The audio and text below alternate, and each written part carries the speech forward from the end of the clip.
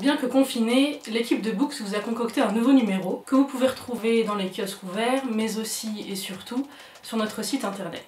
À l'intérieur, vous y trouverez entre autres un article du psychiatre britannique Neil Burton, dont le sujet est d'une brûlante actualité puisqu'il nous parle d'ennui. En cette période où nous avons été contraints de renoncer à quantité d'activités qui occupent d'habitude notre quotidien, nous avons tous nécessairement, à un moment ou à un autre, éprouvé ce sentiment.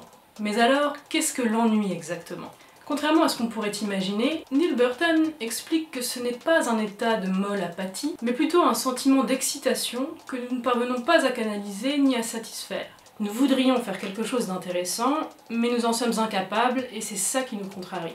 Si le sentiment d'ennui est si désagréable, c'est qu'il est la preuve que la vie n'est pas intrinsèquement intéressante et satisfaisante. D'habitude, nous dissimulons ce constat un peu amer derrière une activité débordante. Et la technologie nous y aide, puisqu'elle met à portée de nos doigts une infinité de divertissements.